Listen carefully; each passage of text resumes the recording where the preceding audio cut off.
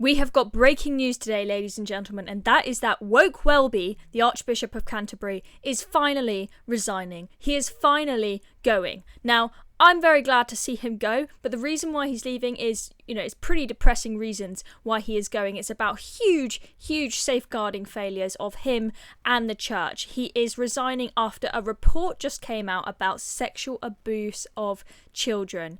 Absolutely horrendous. It's about John Smyth QC's abuse of children and young men that has been published, and it has made very, very clear that the Archbishop of Canterbury did not act the way that he should have to look after these children and young men. So who is this guy, John Smyth, that we are talking about? Well, there he is a barrister. What did he do? It's pretty horrendous, I'm afraid to say. So this is a guy who ran Christian camps in places like Zimbabwe, for example, and across 5 decades, a lot of this was in the 70s and 80s, in 3 different countries, potentially around 130 boys and young men in the UK and Africa.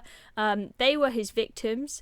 They experienced traumatic, physical, sexual, psychological and spiritual attacks, permanently marking their lives, Sky News says there. The report, now this is where Justin Welby comes into it. The report concluded that he might have been brought to justice had Mr. Welby formally reported it to the police a decade ago. So what is going on here?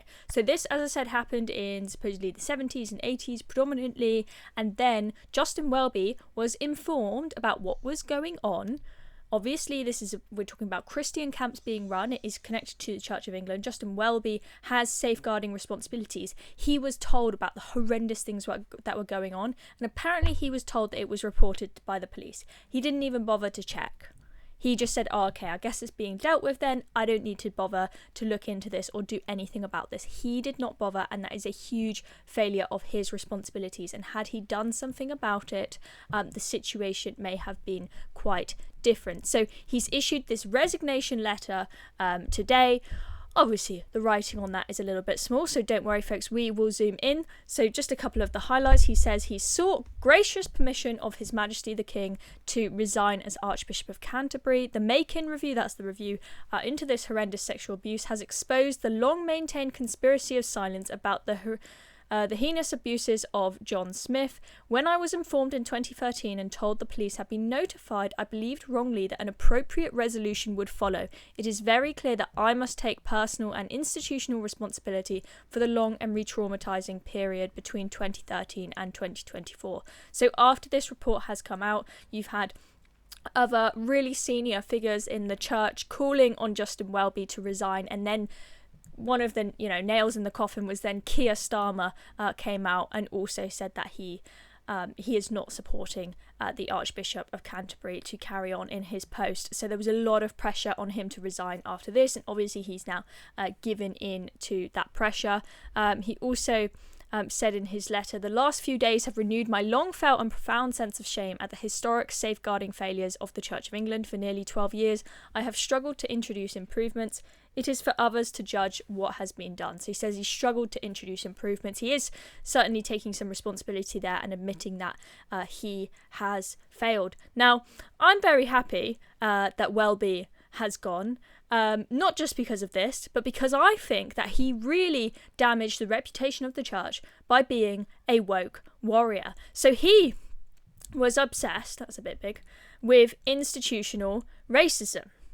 He gave in to pressure from the left to apologise, for all of the church's history, just like how, Britain in general is told, you horrible white people, you guys are responsible for all the slavery in the world, you guys must apologise for everything. He gave in to that pressure, and it seemed he was giving the impression that the church, which is meant to be a non-partisan organisation, that he came across as more interested in the religion of woke than in the religion of Christianity. I am not a Christian. However, I feel sorry for the Christians who have had to have this man representing them, who in my eyes has damaged the reputation by being a woke warrior, and of course damaged the reputation with the sexual abuse scandal as well. So he said that the Church of England is deeply institutionally racist. He also was behind this £100 million fund to address the Church of England's past links to slavery. I mean,